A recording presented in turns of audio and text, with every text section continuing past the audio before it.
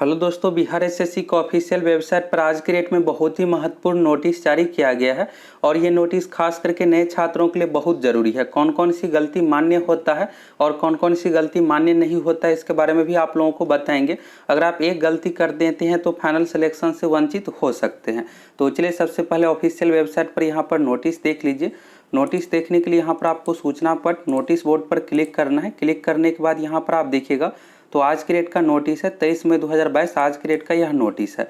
तो चलिए सबसे पहले इस नोटिस को डाउनलोड करते हैं। और अभी आप सचिवालय सहायक 3rd CGL का फॉर्म फिलअप किए हैं, तो अगर आप कौन कौन सी इसमें गलती किए हैं, कैसे क्या सुधार होगा और कौन कौन सी गलती मान्य होता है और कौन कौन सी गलती के कारण से आपको डिस्क्वालीफाई भी किया जा सकता है, इसके बारे में भी आप लोगों को बताएंगे। यहाँ पर देखिएगा आज के डेट का 23 मई 2022 आवश्यक सूचना, और यह जो संबंधित है विज्ञापन संख्या 06060114 प्रथम इंटर स्तरीय प्रतियोगिता परीक्षा संबंधित है। प्रथम इंटर स्तरीय प्रतियोगिता परीक्षा का काउंसलिंग यानी डॉक्यूमेंट वेरिफिकेशन जो हुआ था 15 दिसंबर 2021 से लेकर के 25 दिसंबर 2021 तक, इसमें नंबर ऑफ कैंडिडेट बहुत अधिक था। 13,200 पदों पर यह भर्ती आई थी और 65,000 कैंडिडेट का रिजल्ट दिया गया था, जिसमें से लगभग 58,000 कैंडिडेट एग्जाम में अपियर हुए थे। और फिर इसके बाद काउंसलिंग के लिए जो बुलाया गया था, काउंसलिंग के लिए मात्र 10% कैंडिडेट को एक्स्ट्रा बुलाया जाता है। जो भी सीट रहता है उसका 10% एक्स्ट्रा कैंडिडेट को काउंसलिंग के लिए बुलाया जाता है। तो इस तरह से 14,500 लगभग कैंडिडेट था और 14,500 कैंडिडेट का 10 दिन यहाँ पर काउंसलिंग यानी डॉक्यूमेंट वेरिफिकेशन चला था।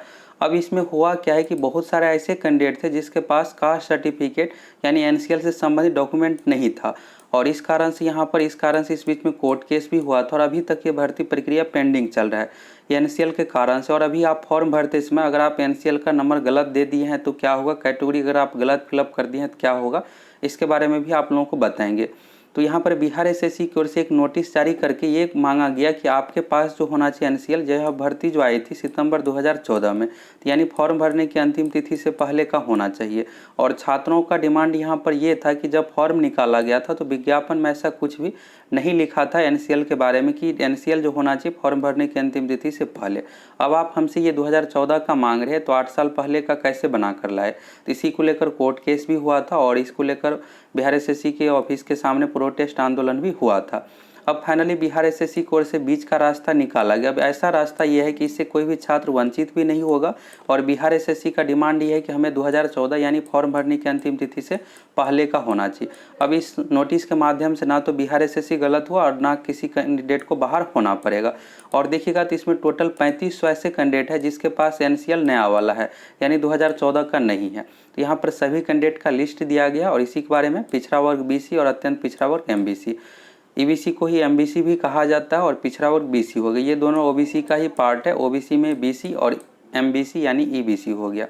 और ये सब अभ्यर्थी नहीं दे पाए थे, तो यहाँ पर वन टाइम मेजर एक बारगी उपाय के आधार पर यहाँ पर दिया गया। और पूर्व उदाहरण इसलिए लिख दिया गया है कि अगर आप अभी 3rd CGL में फॉर्म भरे हैं और अगर आप एनसीएल नहीं दिए हैं और फिर आप ये चाहिएगा कि 3rd CGL के डॉक्यूमेंट वेरिफिकेशन के समय कि आप इंटर लेवल में मांग किए थे 2014 का और पुराने डेट में बनाकर दिए थे, इस तरह से ऐसा कुछ रूल लगाए थे, तो अभी आप फिर से मान्य कीजिए। तो इसलिए यहाँ पर पूर्वोदाहरण लिख दिया गया है कि 3rd CGL और आगामी जो भी भर्ती होगी इसमें हम ऐसा बिल्कुल भी नहीं करेंगे। ये सिर्फ एक बार ऐसा हो रहा है और ये छात्र हित में देखते हुए ऐसा किया गया है। अब यहाँ पर जो भी छात्र इस लिस्ट में दिया गया सभी का जो है 2013 से लेकर के 14 फाइनेंशियल ईयर के अकॉर्डिंग यहाँ पर creamy year, non creamy year प्रमाण पत्र बनेगा माता पिता के यानी फैमिली के इनकम के आधार पर। और आप जिस जिला से फॉर्म फिलअप किए थे फॉर्म भरते समय परमानेंट एड्रेस भी मांगा जाता है, तो ये सब जिला को लिस्ट भेज दिया गया और इस नीचे में भी पीडीएफ में लिस्ट दिया हुआ है। तो यहाँ पर देखिए ऐसे सफल अभ्यर्थी जिन्हें 2013-14 से संबंधित क्रीमी लेयर रहित प्रमाण पत्र उपलब्ध कराया जाना है के नाम और अनुक्रमांक से जिलावार सूची आयोग की वेबसाइट पर उपलब्ध करवा दी गई है। और अपने माता पिता के नाम पर फैमिली की इनकम के आधार पर माता पिता का इसमें ऐड होता है। 2013-14 के आय के आधार पर ऑफलाइन विधि से क्रीमी लेयर रहित प्रमाण पत्र। अब जो है एनसीएल बनता है ऑनलाइन, 2018-19 में पहले जो बनता था ऑफलाइन बनता था। तो ऑफलाइन का फॉर्म का फॉर्मेट भी आप लोगों को 20 तारीख के वीडियो में बताए थे। जब सामान्य प्रशासन विभाग की ओर से नोटिस जारी किया गया तो उसमें दिखाए थे किस तरह से डॉक्यूमेंट रहेगा एनसीएल का।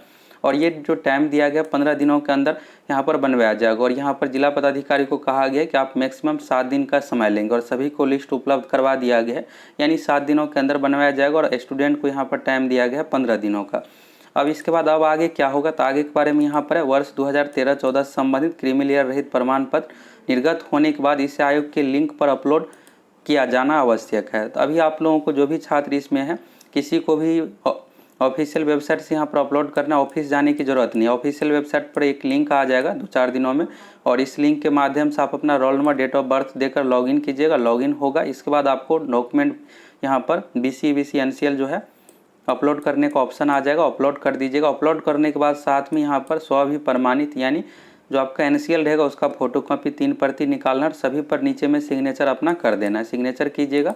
इसके बाद आपको आयोग के ऑफिस भी भेजना है, स्पीड पोस्ट या पंजीकृत डाक के माध्यम से आयोग को कार्यालय ऑफिस आपको भेजना पड़ेगा।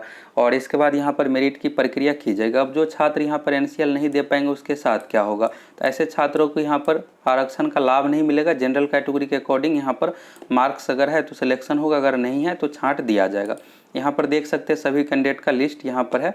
जैसे यहाँ पर कैंडिडेट का देखिएगा तो रोल नंबर है, नाम है, जिला का नाम है, और आप अपने ज़िला से जा कर के बना सकते हैं। इसमें सभी ज़िला का लिस्ट दिया हुआ है। तो यहाँ पर देखिएगा किसी ज़िला में 60 कैंडिडेट है, किसी में 100 है, इस तरह से। तो लास्ट में आप देखिएगा यहाँ पर वेस्ट चंपारण टोटल 101 कैंडिडेट का सिलेक्शन हुआ है। यहाँ पर टोटल ये नहीं है, 3500 में से यहाँ पर जो है टोटल 101 कैंडिडेट ऐसे है जो वेस्ट चंपारण जिला से, सभी का यहाँ पर लिस्ट दिया गया है।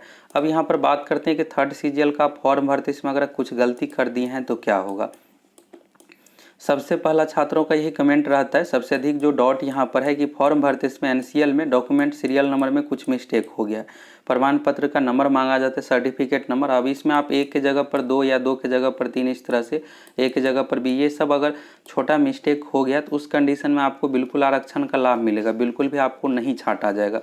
बिहार SSC के रूल के अकॉर्डिंग विज्ञापन में जो दिया हुआ है फॉर्म भरने की अंतिम तिथि, अब जो तिथि है 1 जून निर्धारित है, यानी 1 जून 2022 तक अगर आपके पास डॉक्यूमेंट है तो बिल्कुल आप फॉर्म भरने के लिए एलिजिबल। अगर कुछ मिस्टेक हो गया तो वैसे बहुत ज़्यादा चांस है कि फॉर्म में करेक्शन का भी ऑप्शन आएगा, तो आप सुधार कर लीजिएगा। अगर करेक्शन का ऑप्शन नहीं भी आता है तो ये नहीं है कि आपको थोड़ा मिस्टेक के कारण से छांट दिया जाएगा, बिल्कुल भी नहीं छांटा जाएगा, आपको आरक्षण का लाभ मिलेगा। अब दूसरा यहाँ पर है कि कैटेगरी मिसमैच कर दी है, BC की जगह पर EBC और EBC के जगह पर BC, तो आपको यहाँ पर आरक्षण का लाभ नहीं मिलेगा। अगर आप कैटेगरी मिसमैच कर दी है तो बिल्कुल भी आपको आरक्षण का लाभ नहीं मिलेगा। अब आप यही सोचिए कि आपको अधिक मेहनत करना, मोटिवेट होकर आप अच्छे तरीके से तैयारी कीजिए, जनरल कैटेगरी के बराबर मार्क्स लाइए, तभी आपका सिलेक्शन हो पाएगा। अगर आप जनरल कैटेगरी के बराबर PT और मेंस दोनों में मार्क्स ला लेते हैं तो बिल्कुल भी आपको नहीं छांटा जाएगा। जब आपका डॉक्यूमेंट वेरिफिकेशन होगा तो यही चेक किया जाएगा कि आपका PT में मार्क्स और मेंस में मार्क्स दोनों जनरल कैटेगरी से अधिक है या नहीं। अगर अधिक नहीं रहेगा तो आपको यहाँ पर छांट दिया जाएगा। अगर आप कैटेगरी मिसमैच कर दी हैं तो आरक्षण का लाभ बिल्कुल भी आपको नहीं दिया जाएगा, बस आपको जनरल कैटेगरी के अनुसार देखा जाएगा, मार्क्स है तो सिलेक्शन हो जाएगा। तीसरा यहाँ पर डॉट रहता है नाम, father's name, date of birth को लेकर। अगर आप डेट ऑफ बर्थ में मिस्टेक कर दिए हैं तो ये थोड़ा सा बहुत ज़्यादा सीरियस मैटर हो जाता है, इसलिए कि कुछ छात्र ऐसे भी होते हैं जो 2 बार फॉर्म फिलअप कर देते हैं, गलत डेट ऑफ बर्थ और नाम, फादर्स नेम, ये सब चीज़ के अकॉर्डिंग। तो अगर आप नाम, father's name, date of birth में मिस्टेक किए हैं तो कम चांस है कि आपको छांटा जाएगा।